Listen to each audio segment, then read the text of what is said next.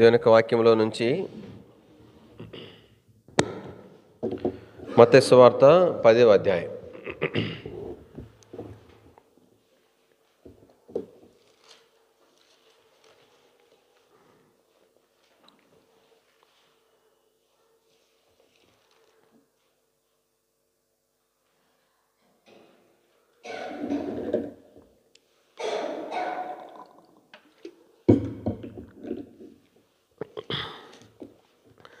మత్తయి సువార్త 10వ అధ్యాయము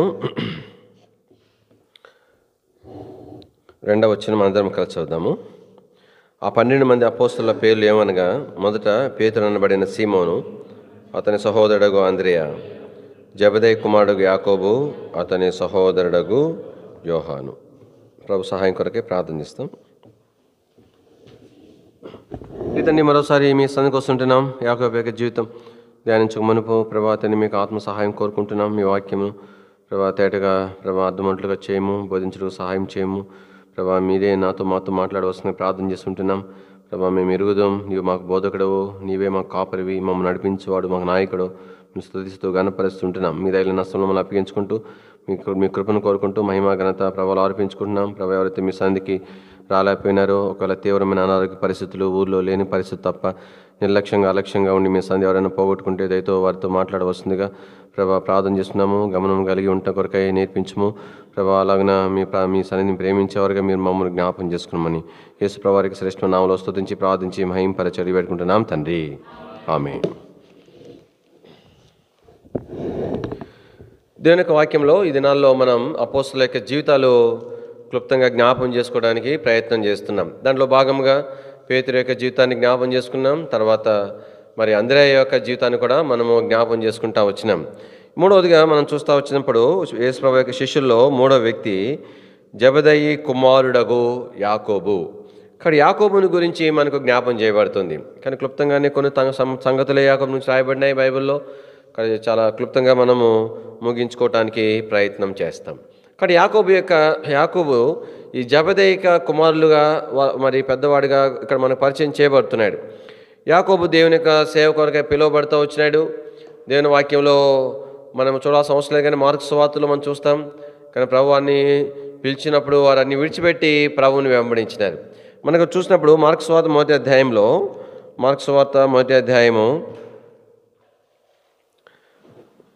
19వ వచనం, వారు ఇంకా కొంత దూరం వెళ్ళి జెబెదయి కుమారుడు యాకోబును అతని సహోదరుడు యోహానును చూచెను.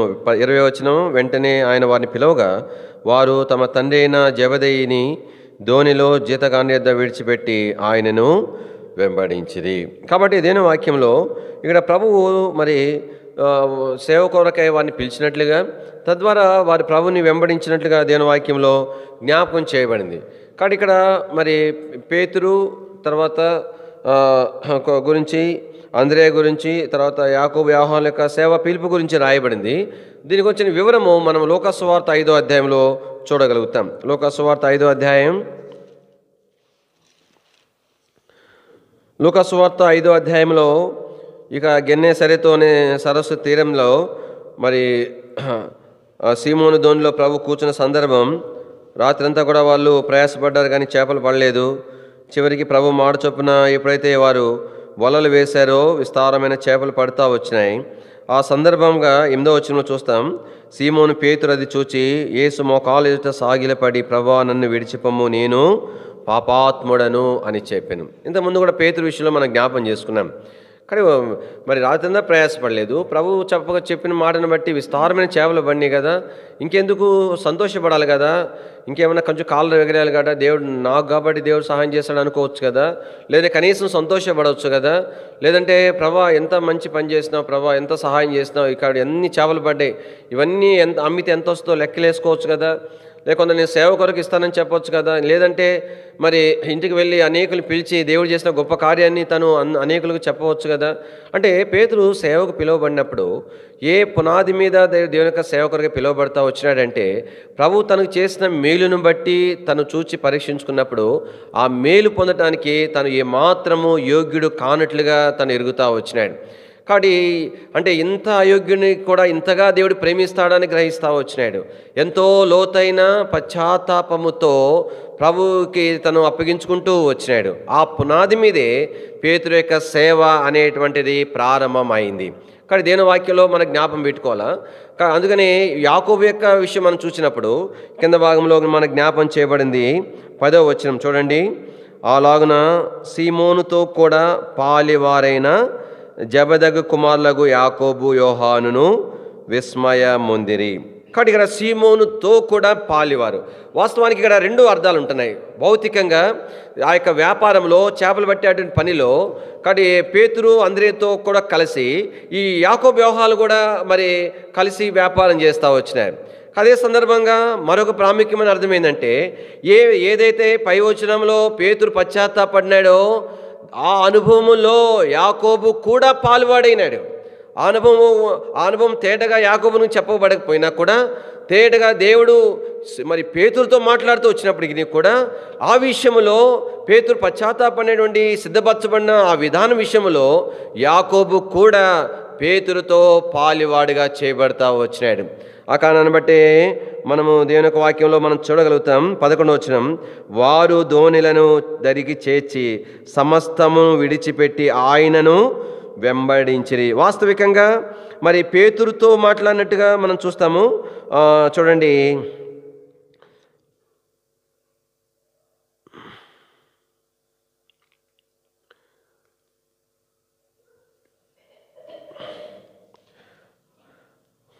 ఎనిమిదో వచనంలో చదివాం కదా, సీమోను పేతురు చూచి యేసు మోకాల్లోని ప్రభువా నన్ను విడిచిపొమ్ము నేను పాపాత్మ. కాబట్టి వ్యక్తిగతంగా తను చెప్తూ వచ్చినాడు.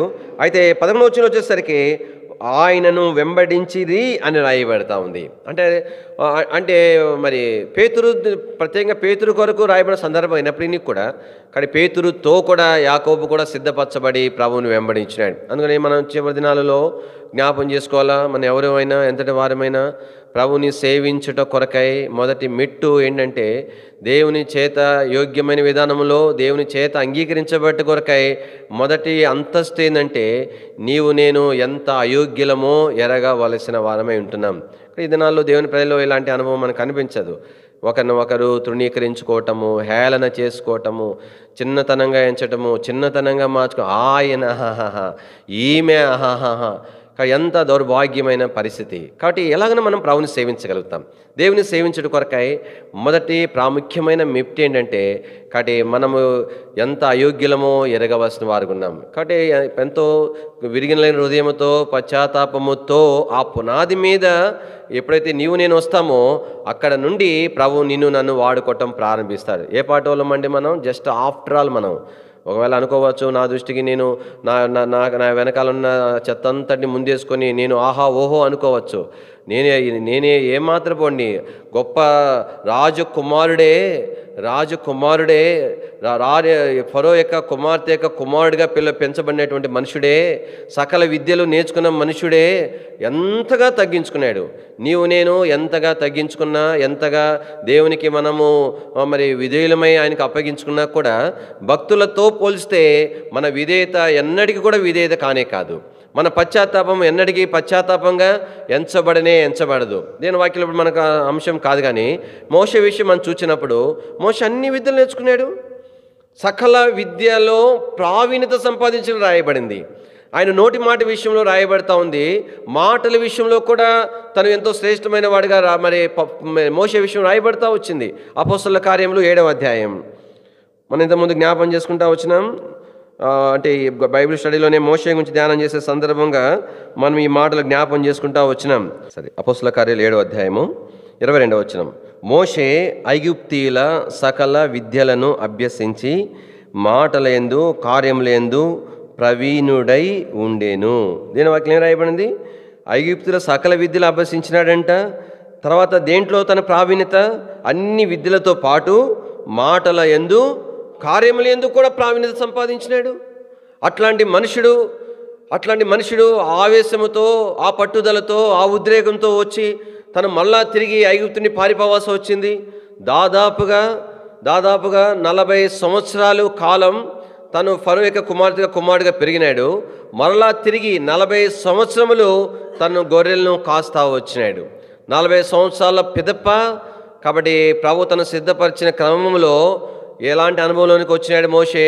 దీని వాక్యంలో ఆదికాండము క్షమించండి, నిర్గమాకాండం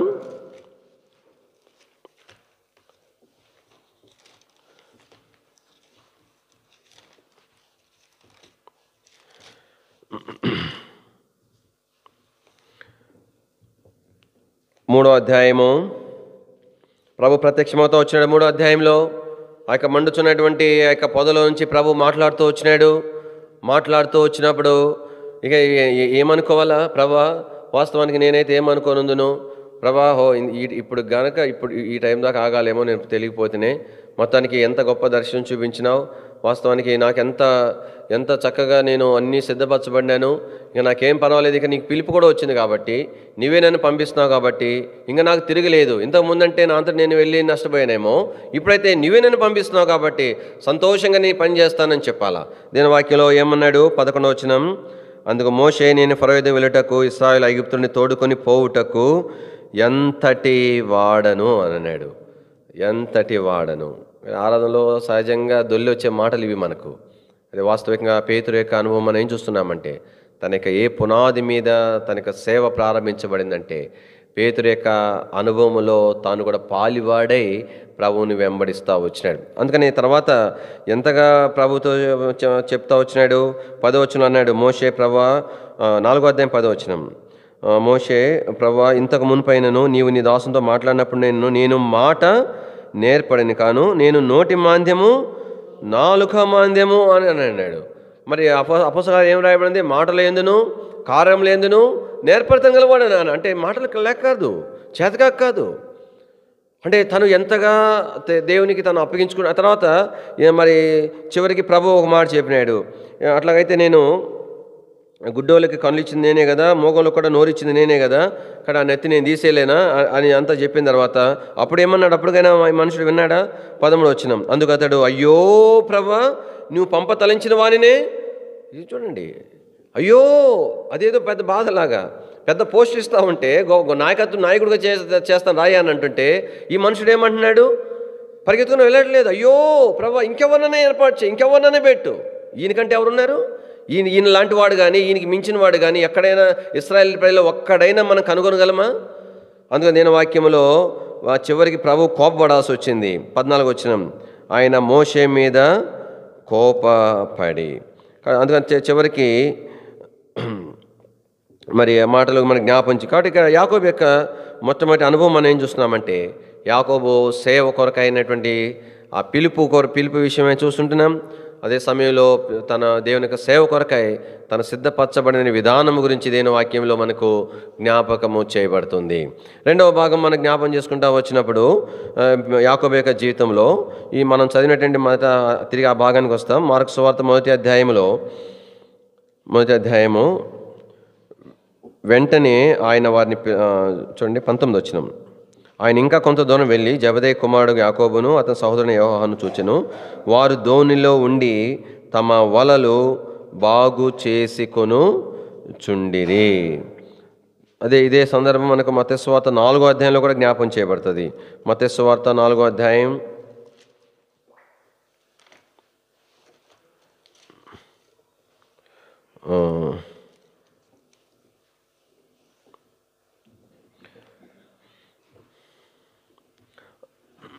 21వ వచనం. ఆయన అక్కడి నుండి వెళ్ళి జెబెదయి కుమారుడైన యాకోబు అతని సహోదరుని యోహానును వారిద్దరిని సహోదరులను తమ తండ్రి అయిన జెబెదయి యొద్ద దోణిలో తమ వలలు బాగు చేసుకొనుచుండగా చూచి వారిని పిలిచెను. కానీ ఈ రెండు సందర్భాల్లో కూడా వారు వలలు బాగు చేసుకొనుచుండగా అనే మాట చూస్తాం. కాబట్టి దేవుడు ప్రభువు తమ సేవకుడికి పిలిచినప్పుడు వారు ఎవరిని పిలిచినాడు? ఆయన వాస్తవమే. కానీ వాస్తవికంగా వారు చేపలు పట్టేవారే. అంత మాదిరే కాదు, చేపలు పట్టేటువంటి వారిలో కూడా వీరు కొంత హెచ్చైనటువంటి స్థితి కలిగినటువంటి వారు. అంటే మంచి వీళ్ళకి దోణిలు కూడా ఉన్నాయి, తర్వాత కొంత పని వాళ్ళు కూడా ఉన్నారు. అంటే వీళ్ళు కొంచెం పెద్ద వ్యాపారం, చేపలు పట్టే దాంట్లోనే కొంత లాభదాయకమైనటువంటి వ్యాపారం. బహుశా మరి వాళ్ళ నాన్నగారు ఆ డబ్బులన్నీ లెక్కలు చూసుకుంటా ఉన్న దానికోసం పెట్టినారేమో. ఎంతోమంది పనివారు ఉన్నారు, ధోనిలు ఉన్నాయి, కాబట్టి వారు ఎంతో పని చేస్తున్నారు. అయితే దేని వాక్యంలో వారి పని యొక్క వ్యాపారం విస్తరించినప్పటికీ కూడా ఇక్కడ యాకోబు విషయం మనం చూస్తుంటున్నాము. యాకోబు మరి వలలు బాగు చేసుకుంటూ ఉన్నట్లుగా మనకు రాయబడతా ఉంది. అందుకనే మార్క్స్ వార్తలో కూడా చూసాం, పని వారి ఎదుట తన్నిని విడిచిపెట్టినారు. కాబట్టి అంటే వారికి అవసరం లేదు, పని చేయవలసినటువంటి అవసరం వారికి లేదు, అయినా కూడా వారు పని చేయొచ్చు ఉన్నారు. కానీ దేవుడు ఎవరిని ఇష్టపడతాడంటే, ఎవరిని ఆశీర్వదిస్తాడంటే, ఎవరైతే సోమరులు కాకుండా ఉంటారో, ఎవరైతే కష్టపడి పని చేసేవారు ఉంటారో వారిని ఆశీర్వదిస్తాడు, వారిని వాడుకుంటాడు.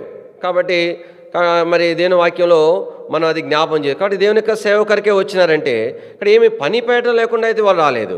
వారు పని చేయుచున్న వారిని ప్రభు పిలిచినాడు.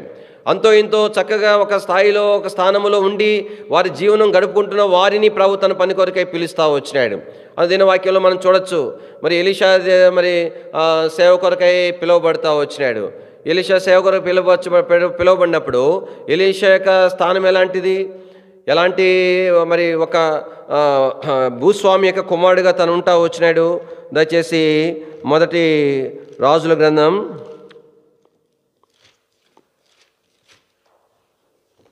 19వ అధ్యాయం, మొదటి రాజులు 19వ అధ్యాయం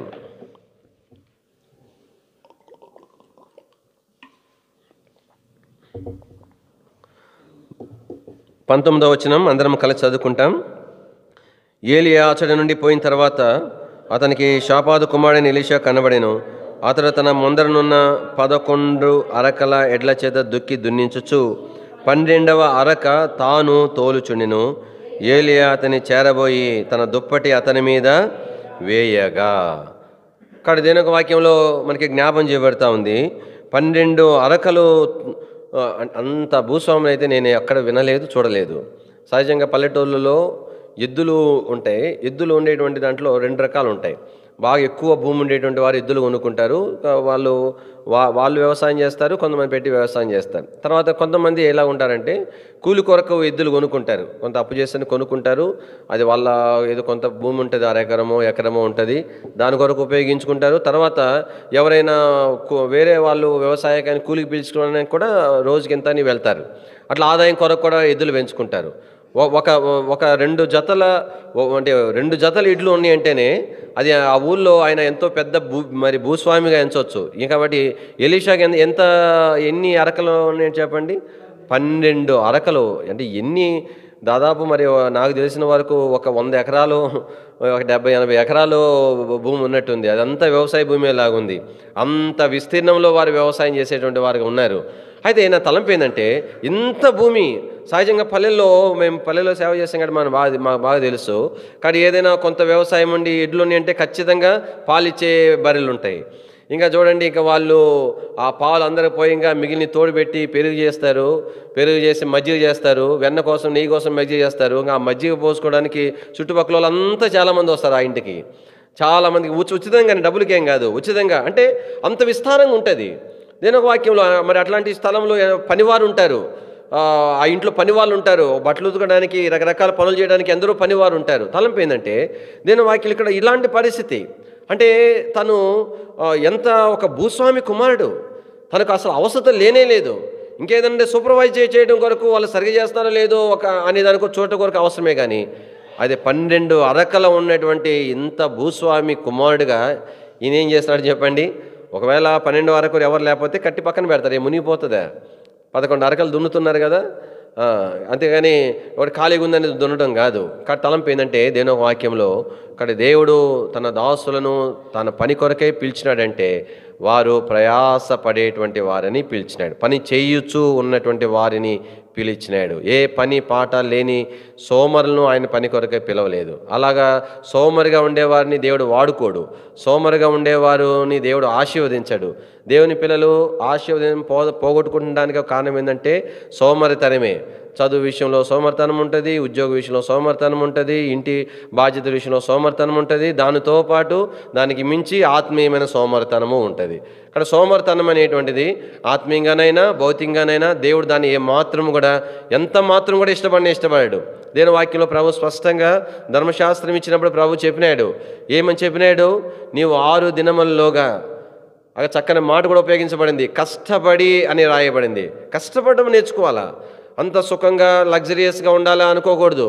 మనకి కొంచెం కష్టమైంది అనుకోండి, మరి దేవుని యొక్క మందిరంలో కూడా ఒక రెగ్యులర్గా మీటింగ్స్ ఉంటాయి, రెగ్యులర్గా పనులు ఉంటాయి అనుకోండి, విసుకొచ్చేస్తుంది. నేను ఒక్కోసారి ఏమనిపిస్తుంటే నేనే దొరికానా అన్నట్లుగా ఉంటుంది. కానీ దేవుని వాక్యంలో నేర్చుకోవాలి. కష్టపడి దేవుడు దాన్ని ఇష్టపడతాడు. కష్టపడి ఇంక తర్వాత ఏమన్నాడు? నీ పని అంతా చేయాలని చెప్పినాడు. కాబట్టి కష్టపడి పని చేయాలా, కంప్లీట్గా చేయాలా. మనకి అంతా కూడా సహజంగా నా పోటోడు అయితే అంతా అరకొరలే, అది కొంచెం పని, ఇది కొంచెం అది కొంచెం, అట్లా కాదు. దేవుడు మనం ప్రార్థన చేసుకోవాలా, మనం సిద్ధపడాలా దాని కొరకై. ప్రభా, నా వ్యక్తిగతమైన పనుల విషయమో, నా కుటుంబం, నా బాధ్యతల విషయంలో, నా యొక్క చదువు కానీ నా ఉద్యోగ సంబంధమైన బాధ్యత విషయంలో, దానితో పాటు దానికంటే మించి నీ ఇంటిలో నీ పని పరిచర్యలో బాధ్యతల విషయాల్లో, ఆయా మరి అక్కల విషయాలలో ప్రభా, నేను నీ కొరకు కష్టపడి పనిచేయడానికి నాకు నేర్పించమని ప్రార్థన చేసుకోవాలా. అది దేవునికి ఆజ్ఞలో ఒక ఆజ్ఞ. రండి నిర్గమాకాండం, ఇవన్నీ మనకు తెలిసిన భాగాలే, మనం జ్ఞాపకం మాత్రం చేసుకుంటున్నాం. నిర్గమాకాండము 20వ అధ్యాయం 9వ వచనం చదవండి ఎవరైనా ఒకరు. 6 దినములు నీవు కష్టపడి, కాబట్టి 6 దినాలు కష్టపడాలా, నీ పని అంతా చేయాలా, 7వ దినమును విశ్రమించమని చెప్తా వచ్చినాడు. వాస్తవానికి ఈ కష్టపడము అనేటువంటిది దేవుడు ఎంతగా ఇష్టపడతాడంటే, వాస్తవంగా ఆ లక్షణం ఎవరిది చెప్పండి? మన దేవునిది. మన ఆయన పిల్లలముగా, మన తండ్రిగా ఆయన లక్షణం మనం కలిగి ఉండాలా. దేవుని వాక్యంలో ఆదికాండం 2వ అధ్యాయం, ఆదికాండం 2వ అధ్యాయము 1వ వచనం, ఆకాశమును భూమియు వాటిలోని సమస్త సమూహములను సంపూర్తి చేయబడెను. దేవుడు ఏం చేశాడంట? ఆయన పనిని ఏం చేసినాడు? సంపూర్తి చేసినాడు, కంప్లీట్గా చేసినాడు. ఎంత ధైర్యమో అంటే, ఎంత సంతోషదాయకమైన సాక్ష్యం అంటే, పౌలు తన సేవ విషయంలో అన్నాడు, నా పరుగు నేనేం చేసినాను? కడముట్టించాను అని అన్నాడు. కంప్లీట్గా నేను చేయగలిగాను అని చెప్పగలిగినాడు. కానీ ప్రభు కూడా అంటున్నాడు, ఆయన తన పని ఎట్లా చేస్తున్నాడంటే సంపూర్తిగా చేసినాడు. 2వ వచనం, దేవుడు తాను చేసిన తన పని 7వ దినములోగా సంపూర్తి చేసినాం. అంటే అదేమండి, కంప్లీట్ చేయడమే కాదు, పర్టికులర్గా ఒక టైం పెట్టుకొని లోగానే మాట చూస్తున్నాం. ఇంకా 7 దినములలోగానే, పూర్తి కాక మునిపే, 7 దినం రాక మునిపే 7 దినములలోగా ఆయన పనిని ఆయన పూర్తి చేసినాడు. అంటే అర్థమేంటి? దేవుడు తను చేసిన పని విషయంలో పర్టికులర్గా ఒక సమయం నిర్ధారించుకొని మరి ఆయన పూర్తి చేసేవాడుకున్నాడు. ఆ నిర్ధారించుకున్న సమయంలోగా ఆ పనిని పూర్తి చేసేవాడుగా ఉంటున్నాడు. అందుకని వాక్యంలో రాయబడింది, తాను చేసిన పని అంతటిలో 7వ దినమున విశ్రమించాను. అంటే పని అంతా కంప్లీట్ చేసుకొని అప్పుడు ఆయన రెస్ట్ తీసుకున్నట్లుగా దేని వాక్యంలో మనకు జ్ఞాపం చేయబడతాం. తలంపైందంటే యాకోబు జీవితంలో మొట్టమొదటిగా ఆయన యొక్క పిలుపు విషయం అని చూస్తున్నాం. ఏ పునాది మీద తన యొక్క సేవ ప్రారంభించబడిందని మనం చూస్తుంటున్నాం. 2వ తలంపుగా కాబట్టి యాకోబు ప్రాముఖ్యంగా మరి పేతురు విషయంలో రాయబడలేదు, కానీ వీరి విషయంలోనే ఆ మాట పర్టికులర్గా రాయబడింది. వారు పని చేయించూ ఉంటుండగా, చేయాల్సిన అవసరం లేకపోయినా కూడా కష్టపడేటువంటి నైజం కలిగేటువంటి వారిని ఆయన పని కొరకై ప్రభు పిలిచినట్టుగా మనం దేని వాక్యంలో చూడగలుగుతున్నాం.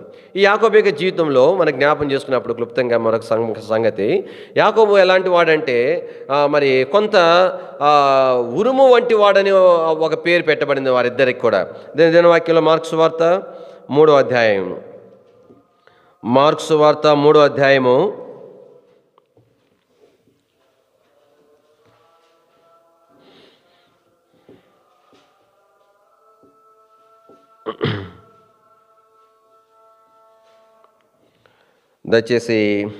17వ వచనం, జబదయి కుమారుడగు యాకోబు అతని సహోదరుడు యోహాను వీరిద్దరికీ ఆయన బోయే నేర్గెసను పేరు పెట్టెను.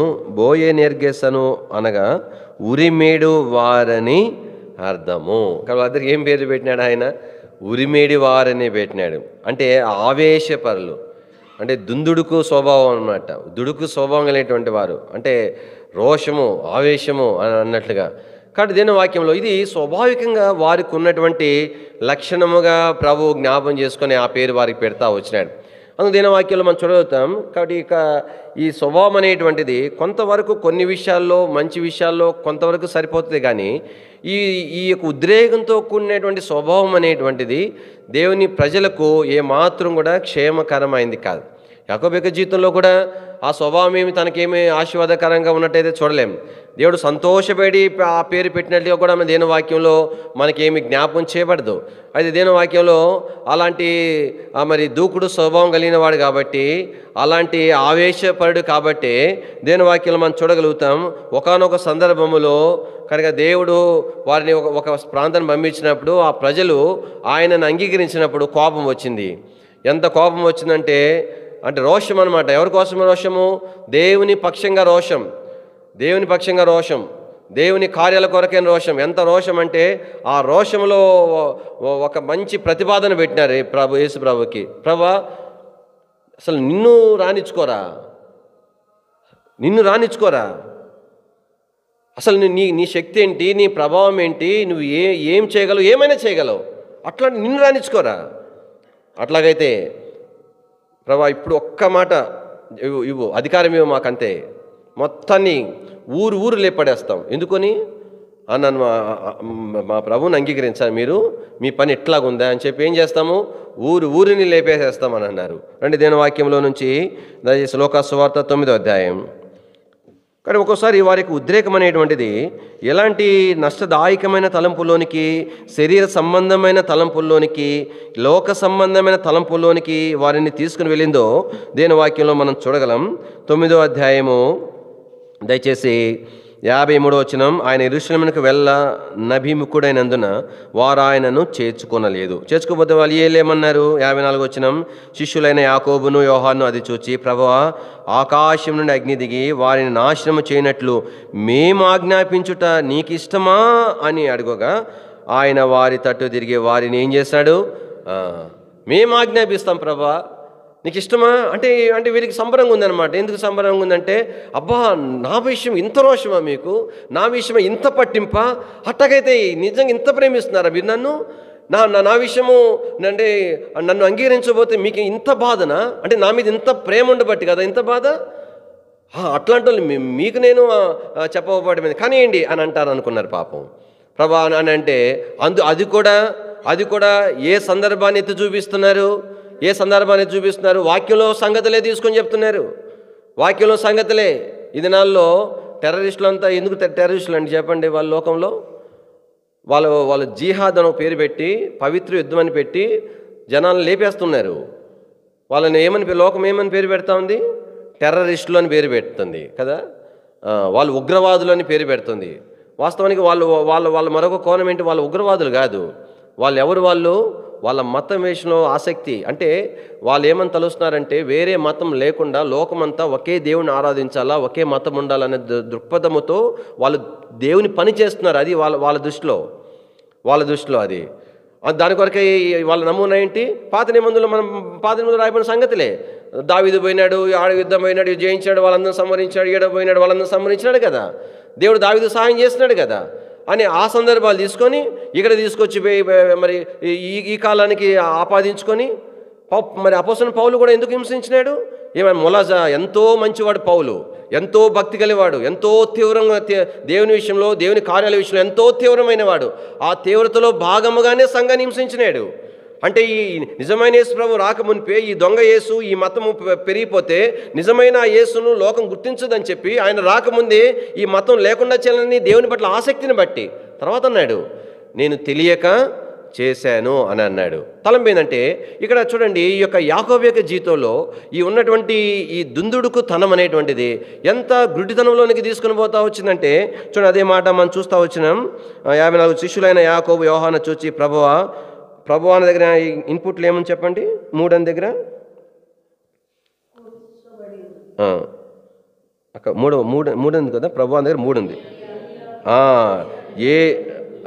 ఏలియా చేసినట్లు అది అనమాట. మరి ఏదో చేస్తున్నాడు కదా, ఆకాశం నుండి అగ్ని దిగొచ్చింది కదా, ఆ పంటంతా ఆ యొక్క బలంతా కాల్చివేస్తుంది కదా. అంటే ఆ నమూనా తీసుకొచ్చి మరి అప్పుడు చేసిన దేవుడు ఇప్పుడు అదే దేవుడు కదా అన్నట్లుగా దేవుని వాక్యంలో మనకు జ్ఞాపం చేయబడతా ఉంది. అందుకని ప్రభు వారిని గద్దిస్తూ వచ్చినాడు.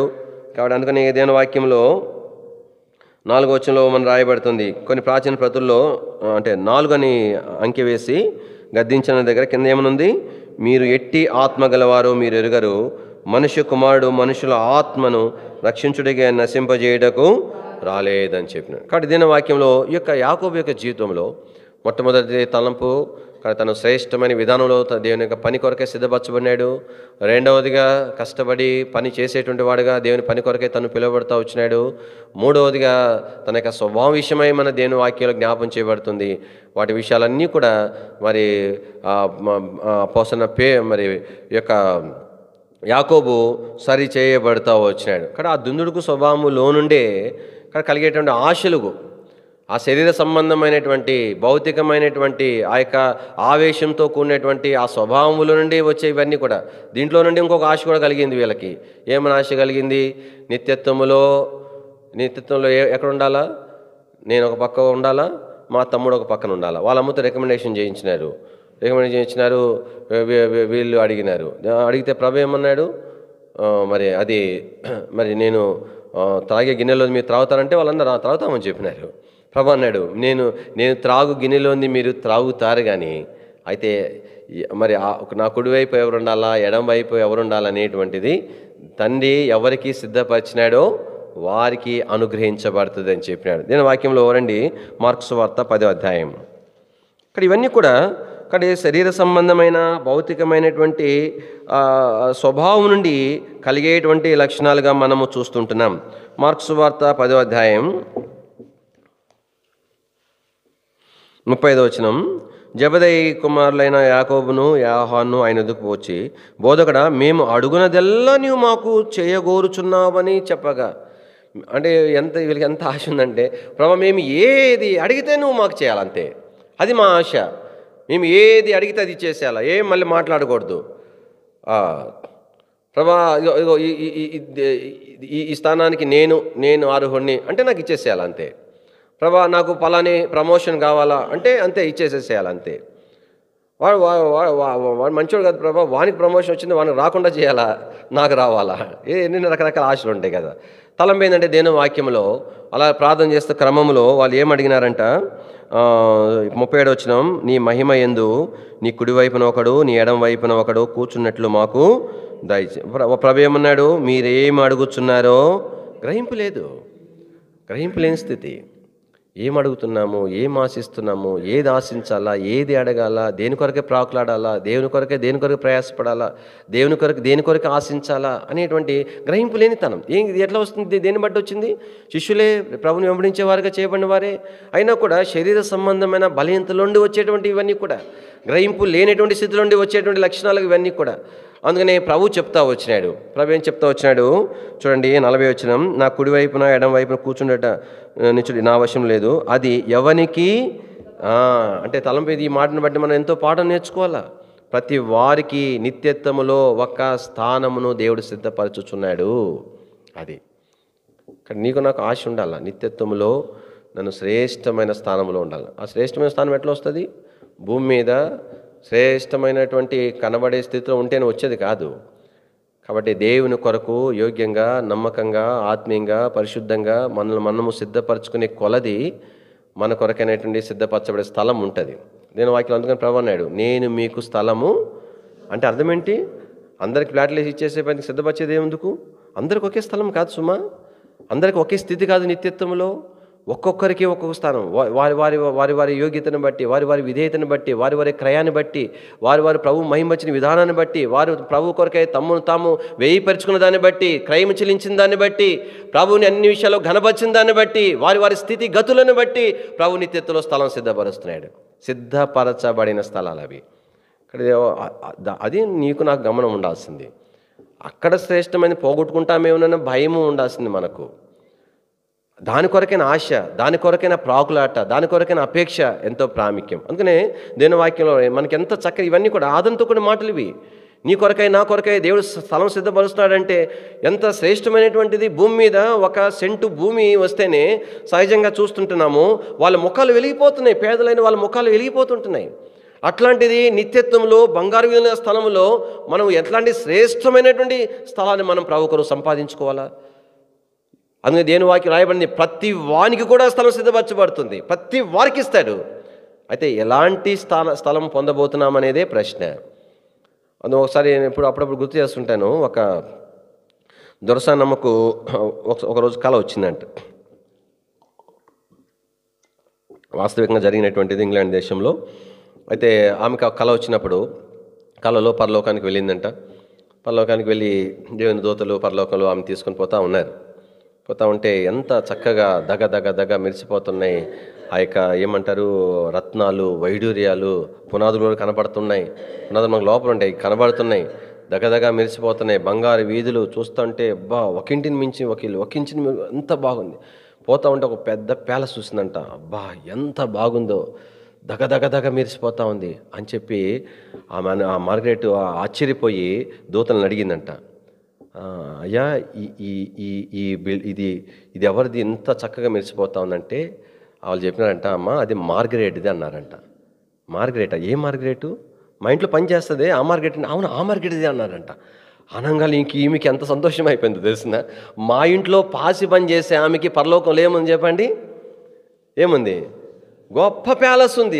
ఇంత ప్యాలెస్ ఉంటే నాకు ఇంకెంత ప్యాలెస్ ఉంటుందో అని చెప్పి సంతోషపడిపోయింది, ఆనందపడిపోయింది. ప్రభుని రోజున స్తుతించింది, కలలోనే స్తుతించి పోతా ఉంటే ఎవరిదో కానీ మొత్తానికి ఒక సాధారణమైనటువంటి పాడుపైన గుడిసె లాంటిది ఒకటి కనబడిందంట. ఆమె చాలా ఆశయించుకుంది, చాలా చిరాకు వచ్చేసింది. అసలు పరలోకంలో ఇలాంటిది ఉండవచ్చునా?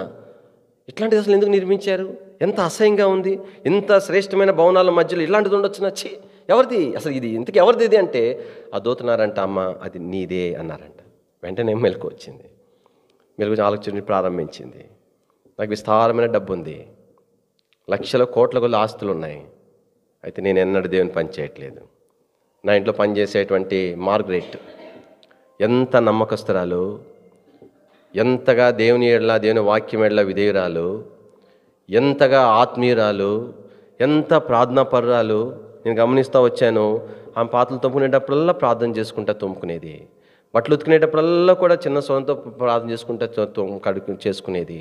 ఆమె ఇంత కష్టపడి ఈ ఇంట్లో ఆ ఇంట్లో పనిచేసి అలిసిపోయి ఆమె మరలా సాయంకాలం అయ్యేసరికి కొన్ని కరపత్రికలు తీసుకొని కొన్ని ప్రాంతాలకు వెళ్ళి ఆమె సువార్త ప్రకటించేది. ఆమె చేసే సేవ, ఆమె పరిచయం గురించి ఎవరికి కూడా తెలియదు. ఆలోచన చేసుకుని ప్రారంభించింది. అప్పుడు తీర్మానం చేసుకుందంట ఆమె, ప్రభా నేను ఎంత దౌర్భాగ్యరాలను. కానీ ఏంటంటే తలంపోయిందంటే దేవుని వాక్యంలో, కాబట్టి ప్రభువు ప్రతి వారి కొరకు ఇస్తేటువంటి స్థానం ఇది. అందుకని ఇది మన అంశం కాదు, కానీ కింద ముగించక ముందు కాబట్టి దేవుడు నీ కొరకై నా కొరకై ఆ గురి కలిగి మన దినాన్ని ప్రారంభించాలి. ప్రభువా ఈ దినమంతట్లో నా మాటలు, నా వైఖరి, నా క్రియలు, నా తలంపులు, నా ఉద్దేశాలు ఇవన్నీ కూడా నిత్యత్వంలో శ్రేష్టమైన బహుమానము పొందినట్లుగా ఉన్నట్లుగా సహాయం చేయమని ప్రార్థన చేసుకోవాలి. ప్రతి వారికి దేవుడు ఇచ్చేటువంటి స్థలం, ప్రతి వారికి ఇచ్చేటువంటి స్థానం, ప్రతి వానికి ఇచ్చేటువంటి జీతం ఇది. ప్రతి వానికి ఇస్తాడు ఈ జీతం. అయితే అందరికీ ఒకే జీతం కాదు సుమా. ఈయన ఇంతకాలము సేవ చేసినాడు కాబట్టి ఈయనకి పెద్ద స్కేలు జీతము, ఈమె సాధారణమైన విశ్వాస కాబట్టి చిన్న జీతం కాదు. ఆ జీతం ఎలాంటి జీతం? అది దేని వాటిలో రాయబడింది, సిద్ధపరచబడిన జీతము. అంటే సిద్ధపరచబడిన జీతం అంటే అర్థం ఏంటి? అందరికీ ఒకటే జీతం కాదు. వారి వారి క్రియలను బట్టి, వారి యొక్క ఆత్మీయ స్థానాలను బట్టి, వారి యొక్క స్థితిగతులను బట్టి ఆ జీతం అనేటువంటిది ఎక్కువ తక్కువలు ఉంటుంది. అందుకనే దేవుని ప్రజలంగా మన జీవితాల్లో ఆ దినాన మనం శ్రేష్టమైన బహుమానం జీతం పొందుడు కొరకై సిద్ధపరచబడాలి. ఈ భాగం ఎట్లని పెట్టుకుని ఎక్కడికి వస్తాము? అందుకని ప్రకటన గ్రంథం 22వ అధ్యాయం, ప్రకటన గ్రంథము 22వ అధ్యాయం 12వ వచనం, ఇదిగో త్వరగా వచ్చుచున్నాను, వాని క్రియ చొప్పున ప్రతి వానికి ఇచ్చుటకు నేను సిద్ధపరచిన జీతము. కాబట్టి అందరికీ ఒకటే కాదు, లోకంలో అట్లా ఉండదు. బాగా చదువు చెప్పే ఉపాధ్యాయుడికి 70,000 వస్తాయి, ఊరికి నిద్రపోయి సరిగా పాటలు చెప్పిన వానికి కూడా 70,000 వస్తాయి అంతే. కానీ ఈయన బాగా చదువు చెప్పాడని చెప్పి ప్రభుత్వం గుర్తించి నీకు 80,000 ఇస్తామని గవర్నమెంట్ చెప్పదు, అట్లా ఉండదు. అయితే మన ప్రభు అట్లా కాదు. మన ప్రభు వారి పనిని బట్టి 5 గంటలకు వచ్చిన వాడు ఎంత చేసినాడో అది వేరే సంగతి, ఎంత కష్టపడ్డాడో చూసినాడు. ఎంత యజమాని సంతోషపెడితే చాలు, అంతే. అవసరమే రేపు మమ్మల్ని ఇంత మంచి యజమాని దగ్గర మేము ఎప్పటికి పని చేయాలా, తెల్లారితే మమ్మల్ని పిలుచుకుంటే చాలు అనుకుని పని చేసినారు. అందరి ముందు పిలిచి ఉదయకాలము 6 గంటలకు వచ్చిన వారికి ఇచ్చే జీతమును చివరిలో వచ్చిన వారికి ప్రభు ఇచ్చింది. కదా అలం ఏంటంటే దీని వాక్యంలో. అందుకని ఇక్కడ ఈ భాగంలో మనం చూసినప్పుడు ప్రభు చెప్తా వచ్చినాడు, ఎవరు సిద్ధపరుస్తారో వారికే దొరుకుతుందని చెప్తున్నప్పుడు దాని సందర్భంగా చక్కని పాఠాన్ని ప్రభు వారికి నేర్పించినాడు. చూడండి 42 వచనం, మార్కు సువార్త 10వ అధ్యాయం 42. యేసు వారిని తన ఎదుగు పిలిచి ఈ మాట చెప్పగానే శిష్యులు కోపం వచ్చింది. వీళ్ళకెందుకు కోపం వచ్చింది? వీళ్ళు అడిగేటప్పుడే కడుపు మండిపోతుంది. వరే మరి మా సంగతి ఏంది, మనకు అంతా కలిసి పని చేస్తున్నాము, అంతా కలిసి సేవ చేస్తున్నాము, నువ్వేమో కుడి పక్కన మీ ఇద్దరు అన్నదమ్ములు పంచుకుంటే మా సంగతి ఏందని అసలే ఉంది. ఎప్పుడైతే ప్రభు కొంచెం గద్దించినాడు, వీళ్ళు కూడా కొంచెం అవకాశం దొరికింది, వీళ్ళు కోపడ్డారు. సరే మొత్తానికి ప్రభు కనుక మరి ఆ సందర్భంగా వాళ్ళు చక్కని పాఠం నేర్పిస్తూ వచ్చినాడు. చిన్న వాక్యంలో 42 వచనం, యేసు వారిని పిలిచేవారు ఇట్లా, నేను అన్యజనులలో అధికారులని ఎంచబడిన వారు వారి మీద ప్రభుత్వం చేయుదురు, వారిలో గొప్పవారు వారి మీద అధికారము చేయుదురు. ఇది లోకములో ప్రభుత్వము, ప్రతిపక్షము, అధికారము, నాయకత్వము ఇవన్నీ కూడా లోకంలో ఉండేటువంటి పద్ధతులు. వాళ్ళ అధికారంలో ఉన్నారు, నేను ప్రతిపక్షంలో ఉన్నాను. వారికి ఏముంటుంది, ఎప్పుడెప్పుడు నేను అధికారంలోనికి రావాలా, అధికారాన్ని నేను ఎట్లా చేదిక్కించుకోవాలా. అంతేగాని ప్రభుత్వం ఎంత మంచి పని చేసినా ప్రతిపక్షంలో పొగడు, అది లోకము. ఒక పార్టీ ఉంటుంది, ఒక నాయకుడు ఉంటాడు, వాళ్ళ నాయకుడు ఎంత చెడ్డోడైనా సరేగాక మా నాయకుడు చాలా మంచివాడు, అవతల నాయకుడు ఎంత మంచివాడు అయినా సరే కావచ్చు కాక వాడు చెడ్డవాడు. ఎందుకంటే అది లోక సంబంధించినటువంటిది. కార్యకర్తలుగా పోరాడతారు. ఎందుకోసం పోరాడతారు? వాళ్ళ నాయకుని కోసం పోరాడతారు.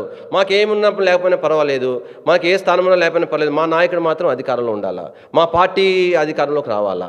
అది లోకంలో ఉండేటువంటి పద్ధతులు, లోకంలో ఉండేటువంటి స్థితిగతులు. అధికారాలు అనేటువంటివి, పెత్తనాలు అనేటువంటివి, లేదంటే అధికారం చూపడం అనేటువంటిది, ప్రభుత్వాలు, ఇవన్నీ పద్ధతులన్నీ కూడా లోకంలో ఉండేటువంటివి.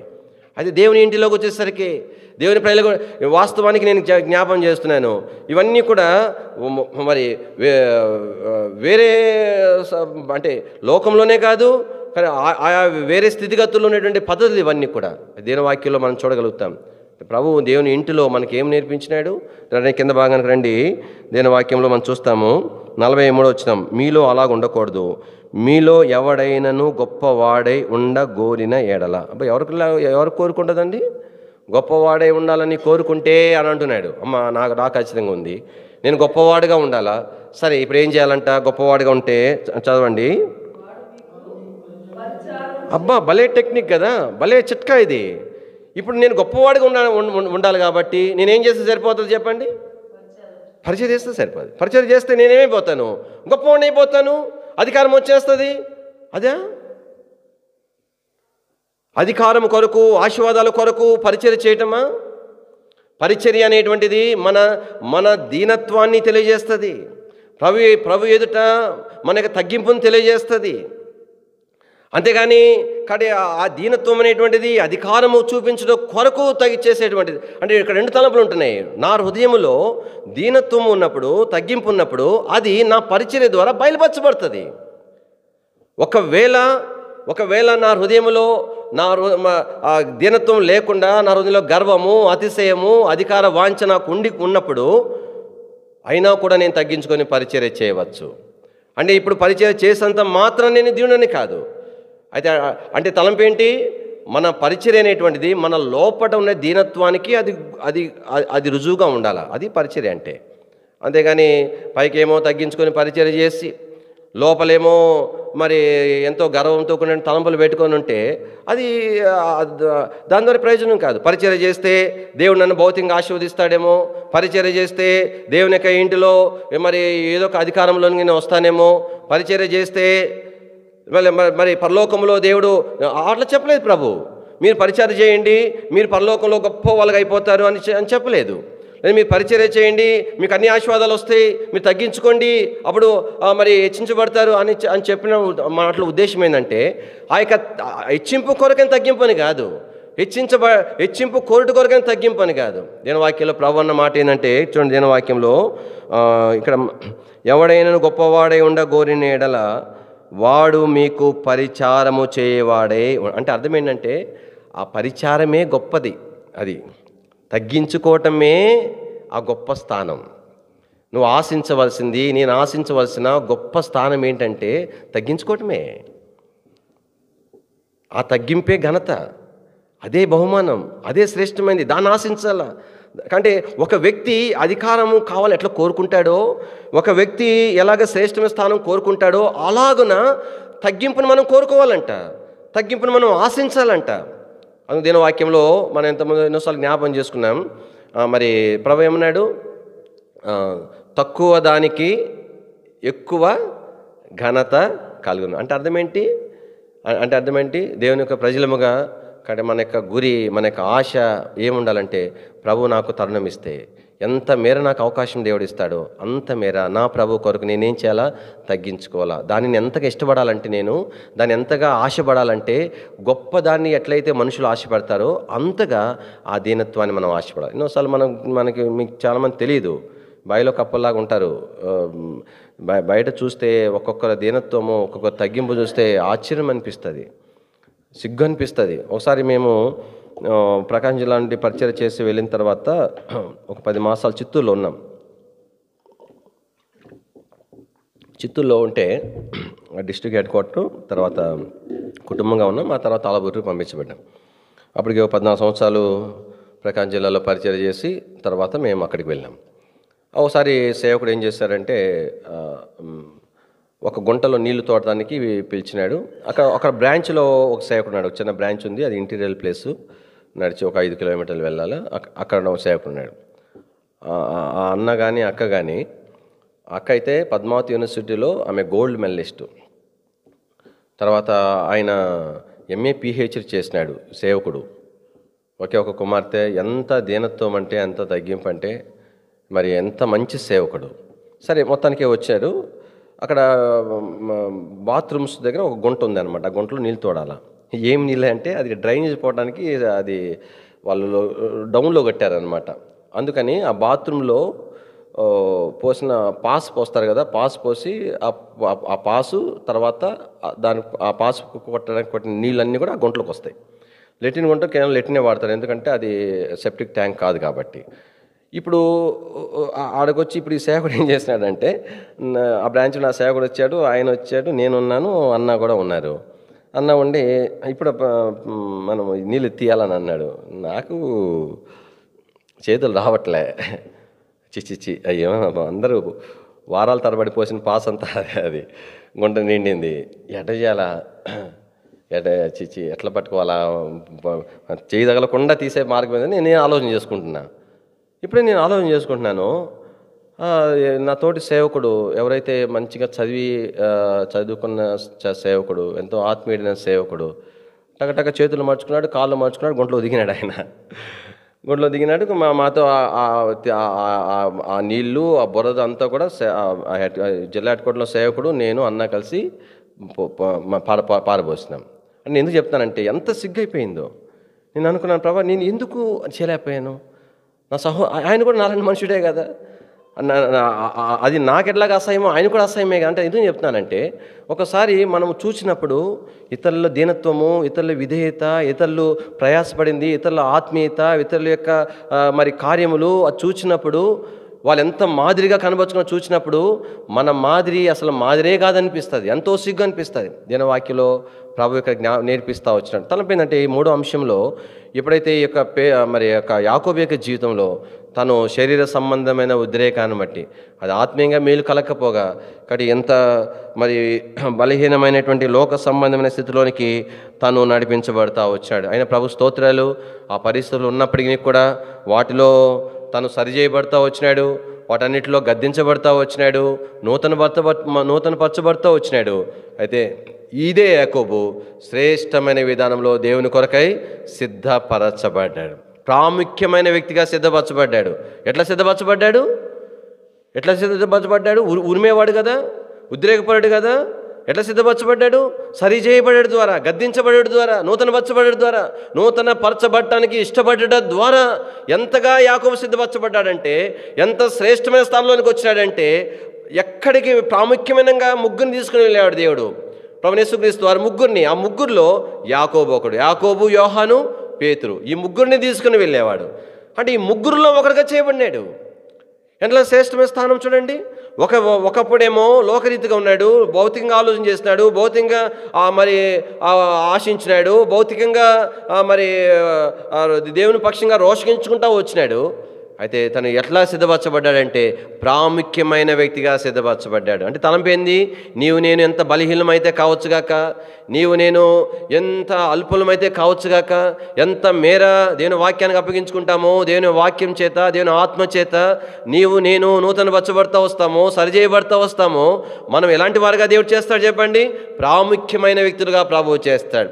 దేవుని వాక్యంలో వీరిని ప్రభు తీసుకునేటువంటి 3 సందర్భాలు నేను క్లుప్తంగా జ్ఞాపం చేస్తాను. మొట్టమొదటిగా దేవుని వాక్యంలో నుంచి ప్రభువైన యేసుక్రీస్తు వారు అధికారి యొక్క కుమార్తె బాగు చేసే విషయంలో ఈ ముగ్గురిని తీసుకుని వెళ్ళినాడు. మార్కు సువార్త 5వ అధ్యాయం. మార్కు సువార్త 5వ అధ్యాయము. మార్కు సువార్త 5వ అధ్యాయం 37వ వచనం. పేతురు, యాకోబు సోదరుడు యోహాను అనే వారిని తప్ప మరి ఎవరిని అయినను తన వెంబడి రానియక. 39వ వచనం. లోపలికి పోయి క్షమించండి 41వ వచనం. ఆ చిన్నదాని చేయి పట్టి, చిన్నదానా లెమ్మని నీతో చెప్పుచున్నానని అర్థము.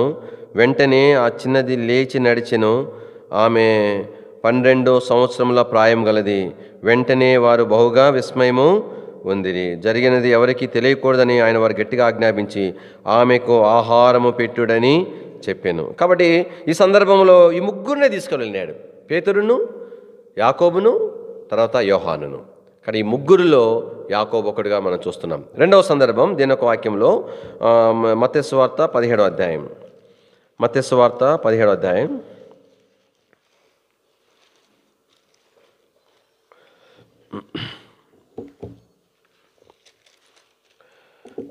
1వ వచనం. 6 దినముల తర్వాత యేసు పేతురును, యాకోబును, అతని సోదరుని యోహానును వెంటబెట్టుకొని పోయి ఎత్తైన యొక్క కొండ మీదకి ఏకాంతంగా పోయి వారి ఎదుట రూపాంతరము పొంది. ప్రభు ఎప్పుడైతే రూపాంతరం పొందినాడు కాబట్టి వారు ప్రభుతో కొన్ని విషయాలు చెప్తా వచ్చినాడు పేతురు.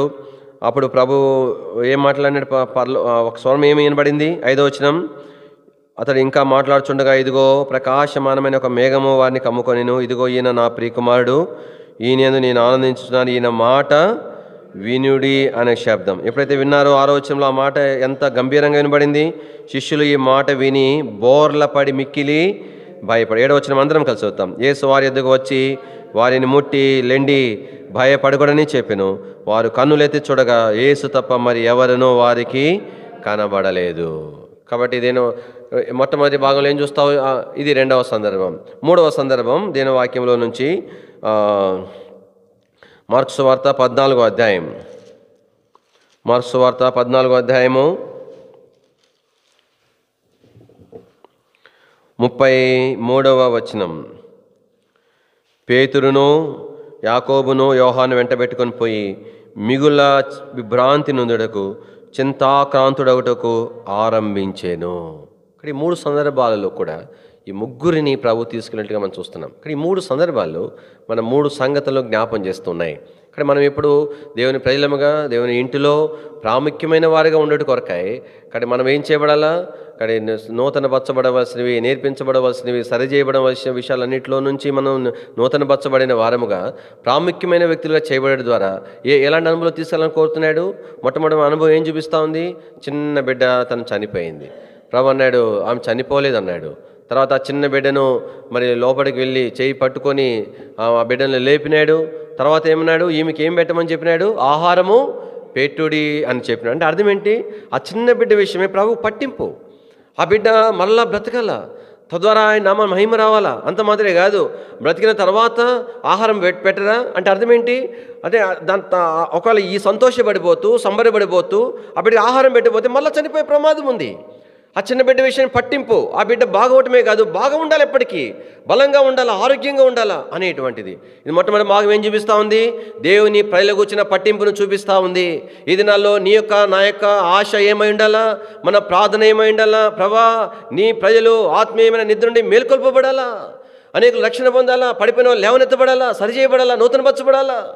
అది మాది కాదు, వాళ్ళు మళ్ళా తిరిగి నష్టపోకుండా ఉండు కొరకై నీ బలపడాలి వాళ్ళు. మీలో ప్రాముఖ్యమైన వ్యక్తిగానే ఉండు కొరకై, నేను ఉండు కొరకై మనకు ఉండవలసిన మొదటి నియమం ఏంటంటే దేవుని ప్రజలు వారి ఆత్మీయ జీవితం కొరకైన పట్టింపు, వారు నేర్చుకుంటూ కొరకై, వారి క్షేమం పొందిన కొరకై నేను వారికి మాదిరిని కనుపరుస్తూ, ఇలా నడుచుకోండి నేను వారి చూపిస్తూ, వారి ప్రభు కొరకు సిద్ధపరుస్తూ, వారి కొరకు ప్రార్థన చేస్తూ, వారి కొరకైన పట్టింపు కలిగి ఉండటం మొదటి భాగం.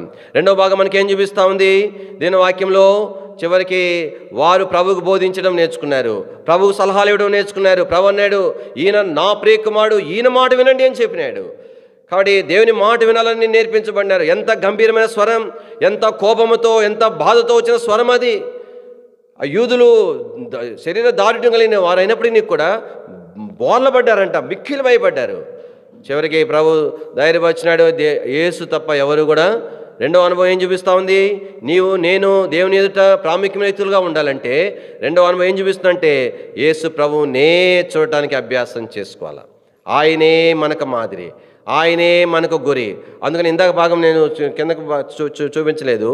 కాబట్టి మీరు లోకంలో ఇట్లాంటి ప్రభుత్వాలు, అధికారాలు ఉంటాయని చెప్తూ, మీరు పరిచారం అనేటువంటి దాన్ని ఎంత గొప్పగా దాని విషయం ఆశించాలని చెప్తూ తనే మరి మాదిరి చూపిస్తూ వచ్చినాడు. అంటే మరి అదేం సంతోషము? తగ్గించుకొని ఎప్పుడు తగ్గించుకోండి, ఇంకా అణిచివేయబడతామేమో కదా అంటే ప్రభు అన్నాడు. ఆ భాగం చూడండి, మళ్ళీ నేను ముందుకు వెళ్తాను.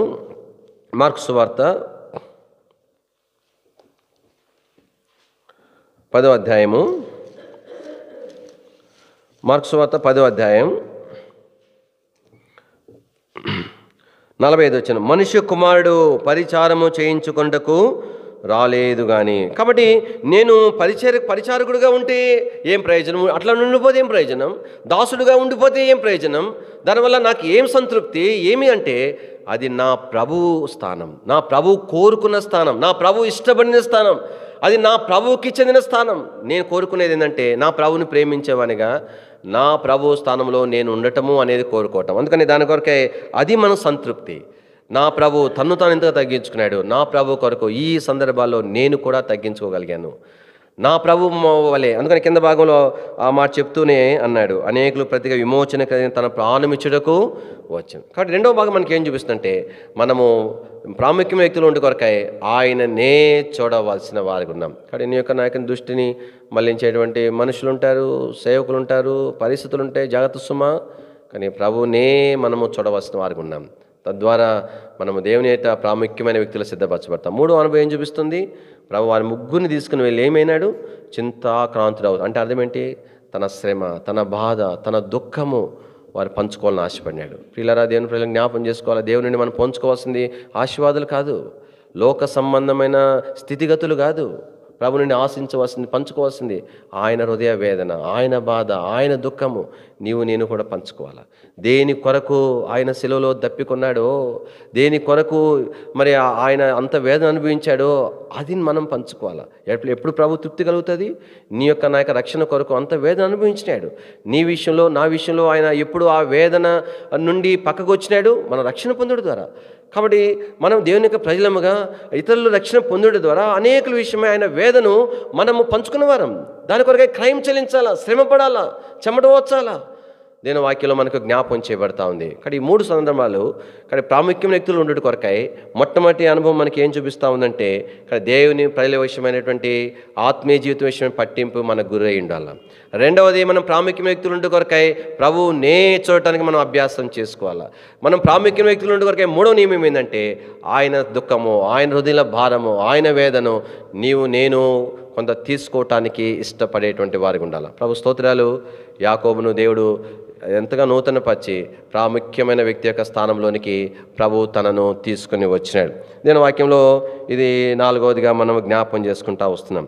అయితే చివరిగా ముగించే ముందు యాకోబు యొక్క జీవితం మరి ప్రభు సంఘం ఏర్పరచబడిన తర్వాత ప్రభు కొరకై తన హతసాక్షిగా చేయబడతా వచ్చినాడు.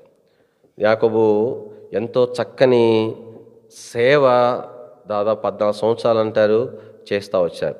ఆ ప్రారంభ దినాల్లో అంటే యాకోబు కాలంలో గలీలో ఉన్నటువంటి అప్పుడు చరిత్రకారులు యాకోబు జీవితం విషయమై కొన్ని పుస్తకాలు వాళ్ళు రాస్తూ వచ్చినారు. తర్వాత మరి యాకోబు జీవితం విషయమై కొన్ని పిక్చర్స్ ద్వారా, తర్వాత మరి రాళ్ళ మీద చెక్కుడు ద్వారా చాలా సంగతులు యాకోబు విషయమై బయటపడతా వచ్చినాయి. కానీ యాకోబు ఎంతగా సేవ చేసినాడంటే మరి స్పెయిన్ ప్రాంతానికి అనేక సార్లు వెళ్ళి సేవ చేసినాడు. ముఖ్యంగా స్పెయిన్ ప్రాంతంలో చెదరిన యూదుల ఎద్దుకు సేవ చేసినాడు. యూదులలోనే ఒక తెగ వారిని బాగా అణచివేతకు గురవుతూ ఉంటే వారి ఎద్దుకు వెళ్ళి అణచివేతకు గురైనటువంటి ఆ తక్కువ స్థాయిలో ఉన్నటువంటి వారి ఎద్దుకు వెళ్ళి వారిని ప్రభు నడిపిస్తూ వచ్చినాడు. ఆ దినాలలో వారి పన్ను ఎవరి కొరకు చెల్లించేవాళ్ళంటే మరి హేరోదుకు 10వ భాగము హేరోదుకు ఇచ్చేవాళ్ళు. అప్పుడు యాకోబు వాళ్ళకి నేర్పించినాడు 10వ భాగం అనేటువంటి మీరు రాజుకి ఇవ్వాల్సిన పన్ను కట్టండి, కానీ 10వ భాగం అనేటువంటిది దేవునికి ఇవ్వాల్సిన భాగం అని వారికి నేర్పిస్తావు. అందువల్ల హేరోదు రాజుకు కొంత ఆదాయం తగ్గిపోతూ వచ్చింది. తర్వాత ఈ అనగారైనటువంటి వాళ్ళు వీళ్ళ చేత వాళ్ళు పనులు చేయించుకుంటున్నారు కాబట్టి మిగతా యూదులకు మరి వీరిని ప్రభువులోకి తీసుకురావడం అనేది చాలా కడుపుమంట అయిపోయింది. అందుకని హేరోదు ఏం ఆలోచన చేసినాడు, ఈ మనుషుని చంపేస్తే యూదులు బాగా సంతోషపడతాను ఆశపడి. హేరోదు అనేటువంటి ఆయన ఏశావు సంతానానికి చెందినటువంటి వాడు, వీళ్ళేమో యాకోబు సంతానానికి చెందినటువంటి వారు. కానీ ఇప్పుడు వాళ్ళని మెప్పించడానికి తను మరి ఎదోము ప్రాంతం వాడు కాబట్టి వాళ్ళు మెప్పించాలని చెప్పి దాంట్లో ఒక భాగముగా ఏం చేసినాడు, యాకోబును చంపించి వేసినాడు, చిరచ్ఛేదనం చేయించినాడు. కానీ యాకోబును ఒక రోమాధికారిని యాకోబు కొరకై నియమించినాడు. ఆ అధికారి తనను బంధించి చిరచ్ఛేదనం కూడా తీసుకొచ్చే క్రమంలో యాకోబు ఇచ్చిన సాక్ష్యాన్ని బట్టి, యాకోబు యొక్క ప్రవర్తనను బట్టి ఆ అధికారి ఆఫీసర్ ఎవరైతే ఉన్నారో తన ప్రభువుని ఎరిగినాడు. కాబట్టి ఈయన నిజమైన దేవుడు, నేను ఆయన అంగీకరిస్తాను తీర్మానం చేస్తున్నాడు. ఆ సంగతి హేరోదు తెలిసింది. హేరోదు ఉగ్రుడైపోయినాడు. ఈ యాకోబుతో పాటు యాకోబుని తీసుకొచ్చడం ద్వారా, యాకోబుని చూచడం ద్వారా, యాకోబు స్థితిగతులను చూచడం ద్వారా ఈ ప్రభువు నిరిగినటువంటి ఈ అధికారిని కూడా చిరచ్ఛేదనం అనేటువంటిది చేపిస్తూ వచ్చాడు. తర్వాత చాలా సంగతులు రాయబడి ఇప్పుడు మనకు అవన్నీ అవసరం లేదు. కానీ తర్వాత తన యొక్క మరి ఆ యొక్క చనిపోయినటువంటి ఆ యొక్క శరీరం అనేటువంటిది మరి వాళ్ళు కుప్రకు వాళ్ళు పంపించి వేయటం కొరకు అంటే ఒక పడవలో ఎక్కించి వేసినారు. ఆ పడవలో వేసి సముద్రంలో విడిచిపెట్టేస్తారు. ఎందుకంటే కాబట్టి ఆ రాజు దాన్ని లేకుండా చేస్తాడేమోనని. అది ఎంతో 7 నెలల ప్రయాణం చేసి ఒక ప్రాంతానికి వెళ్తూ వచ్చిందని చెప్తా మరి సంగతులు చెప్పబడతా వచ్చినాయి. దాంట్లో ప్రాముఖ్యంగా ఆయన యొక్క సమాధిని అంటే ఆ యొక్క శరీరాన్ని మరి ధ్వంసం చేయడం కొరకై ఒక రాణి ప్రయత్నం చేసి ఆమె మంచి బాగా దున్నపోతులు ఎడ్లు పెట్టి వేసి పరిగెత్తించి ఒక పెద్ద గ్రౌండ్లో అప్పుడు ఆ పెట్టె చెల్లా చెదిరైపోతే ముక్కల వాళ్ళు చూసి ఆమె ఏర్పాటు చేస్తే ఆ ఎద్దులు ఎంతో గొర్రెల్లాగా అయిపోయి సాధువైపోయి ఆ రాణి ఎద్దుకు వచ్చినాయంట. అది చూసి ఆమె ఆశ్చర్యపోయిందంట, ప్రభువుని ఎరిగింది. ఆమె తలంపోయిందంటే ఎందుకు జ్ఞాపం చేస్తుందంటే ఈ సంగతి కూడా ఎందుకు జ్ఞాపం చేసి వచ్చిందంటే ఎన్నో రీతులుగా అనేకులను ప్రభు ఎద్దుకు తీసుకుని వచ్చి యాకోబు ఇవ్వబడినటువంటి ఆధిక్యత ఏంటంటే అపోస్తలులలో మొట్టమొదటి హతసాక్షిగా అయిపోయినాడు. ప్రభు కొరకు అందరు హతసాక్షులే, అపోస్తలు అంతా హతసాక్షులు అయిపోయినారు. అందుకే ప్రభు అన్నాడు కదా, మీరు నా గిన్నెలోంది త్రాగుతారు అని చెప్పినాడు, కఠినమైన మరణాలే మీరు పొందుతారని చెప్పినాడు. అదేనా వాక్యంలో అందరు హతసాక్షులైన మొట్టమొదటి హతసాక్షి అయ్యేటువంటి ఆధిక్యత దేవుడు యాకోబుకి ఇచ్చినాడు. ప్రభు స్తోత్రాలు. చివరి దినాల్లో యాకోబు వలె సరైన పునాది మీద మనం ప్రభును సేవించడానికి మనం నేర్పించబడదుము గాక. యాకోబు వలె దేవుని పనిలో ప్రయాసపడడానికి నేర్పించబడదుము గాక. యాకోబు వలె నేర్పించబడవలసిన విషయాలు, సరిచేయబడిన విషయాలు దేవుని చేత నూతనపరచబడిన వారంగా మనం చేయబడదుము గాక. యాకోబు వలె నీవు నేను ప్రాముఖ్యమైన వ్యక్తులుగా చేయబడదుము గాక. దాంట్లో భాగంగానే దేవుని ప్రజల కొరకైనా పట్టింపగలిగిన వారమై, ప్రభువును మాత్రమే చూచేటువంటి వారమై, దేవుని యొక్క శ్రమ, బాధ, దుఃఖము పంచుకునేటువంటి వారంగా మనం ఉందుము గాక. యాకోబు వలె ప్రభు కొరకు ప్రాణం అర్పించినంతగా మనం ప్రభువును సేవించడం కొరకు సిద్ధపరచబడదుము గాక. రండి ప్రార్థన చేస్తాము. ప్రార్థనలు కూడా జ్ఞాపం చేసుకునండి. రేపు ఉదయకాలం 10 గంటలకు మనకు ఉపవాస ప్రార్థన ఉంటుంది కనుక మీకు ఫోన్లు ఉన్నాయి, చాలామంది సోషల్ నెంబర్లు ఉంటాయి. కొంచెం ఒక 10 నిమిషాల సమయం తీసుకునండి. ఈ వాట్సాప్ లేని వాళ్ళు ఉంటారు, సాధ్యమైనంత వరకు సమాచారం ఇవ్వండి. ఆదివారం అనౌన్స్మెంట్ చేయలేదు కాబట్టి చేయండి, సమయానికి రావడానికి ప్రయత్నం చేయండి. మనం ఉదయకాలం బ్రేక్ఫాస్ట్ లేకుండా మనం ఉపవాస ప్రార్థనలు ఉంటాం. తర్వాత మనం మధ్యాహ్న కాలముతో మనం ముగించుకుంటాం. చివరి ప్రార్థన చేస్తాం. ప్రియమైన మా తండ్రి, పరిశుద్ధమైన దేవా, మీకు ఎంతో వందనాలు చెల్లించుకుంటున్నాం. ప్రభా, మీకు వాక్యాన్ని బట్టి స్తోత్రములు. యాకోబు యొక్క జీవితము మా ముందు మీరు ఉంచి మాతో మీరు మాట్లాడిన ప్రతి లేఖనాన్ని బట్టి స్తుతిస్తుంటున్నాం.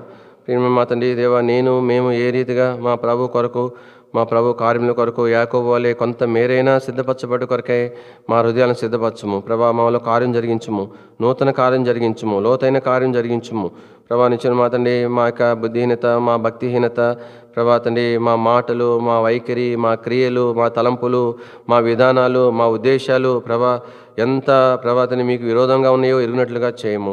కొంత మేరైనా మేము మీ ప్రజలు అనుసరించుటకు తగిన రీతిగా ఆత్మీయమైన వారంగా సిద్ధపరచబడినట్టుగా చేయము ప్రభాతండి. యాకోబు యొక్క అనుభవంలోనికి మమ్మల్ని నడిపించండి ప్రభావించిన మాతండి. ఏదో మేము ధ్యానించడం వల్లనే ఈ అనుభవంలోకి మీరు రాలేము ప్రభావించిన మాతండి. ఎంతో దీని కొరకు మేము ఆశించవలసినది, దీని కొరకై ప్రభాతండి ప్రార్థన చేసుకోవాల్సి ఉన్నది. దయతో నాకు సహాయపడుతుండండి, అలాగే మమ్మల్ని జ్ఞాపం చేసుకునండి ప్రభా. తిరిగి రేపు ఉపవాస ప్రార్థన కొరకే ప్రార్థన చేస్తుంటున్నాం. ఆ సమయం మాకు ఎంతో దీవెనకరంగా ఆశీర్వాదకరంగా మీరు చేయవలసిందిగా ప్రార్థన చేస్తుంటున్నాం. మీ ప్రజలు ప్రభా మీటికి చేరాగలంటే సహాయం తెచ్చండి. మీరు అక్కడ ఆలస్యమైతే మరో తరుణంలో ప్రభావించిన మాత్రం ఆ ప్రాంతంలో స్వాత కొరకాయ ప్రభా మరి వెళ్ళడానికి సహాయం తెచ్చండి. మీ ప్రజలంతా ఆసక్తితో సిద్ధపడ్డారు ప్రభా. నిశ్చయం మాత్రం దేవా ప్రభా. సహోదరుడు కూడా ప్రభా తను మరి తండ్రి ఎంతో రేపటి సువార్త కొరకు ఈ దినం ఎంతో తను బట్టలు సిద్ధపరచుకొని వచ్చినాడు ప్రభా. అందరిని బట్టి స్తోత్రములు ప్రభా. మీ ప్రజల హృదయాలు మీ పని కొరకాయ ప్రభా మీరు వాళ్ళని సిద్ధపరిచిన విధానం బట్టి చూసి మేము సంతోషిస్తూ మేము స్తుతిస్తూ ఉంటున్నాం. మీ కృపగా అసలు అప్పించుకుంటున్నాం, సాగిలు పడుతున్నాం ప్రభా. తన ముందు పరిచయంత కొరకాయ, ముందు దినాలంతటి కొరకాయ మమ్మను ప్రభా తండ్రి యాకోబు వలె మమ్మల్ని సిద్ధం చేయండి ప్రభా. మీ దయలను అసలు అప్పించుకుంటూ సాగిలు పడుతూ యేసు ప్రభా యొక్క శ్రేష్టమైన ఘనమైన ఉన్నతమైన పరిశుద్ధమైన నామంలో స్తుతించి ప్రార్థించి మహింపరచి అడిగి పెట్టుకుంటున్నాం తండ్రి. ఆమేన్. తండ్రి దేవుని యొక్క ప్రేమ, ప్రభువైన యేసుక్రీస్తు వారి యొక్క కృప, పరిశుద్ధాత్మ దేవుని యొక్క అన్యోన్య సహవాసం ఇప్పుడు ఎల్లప్పుడూ సదాకాలం మనకును సకల లోకంలో చెందిన పరిశుద్ధులందరికీ తోడై ఉండును గాక. ఆమేన్.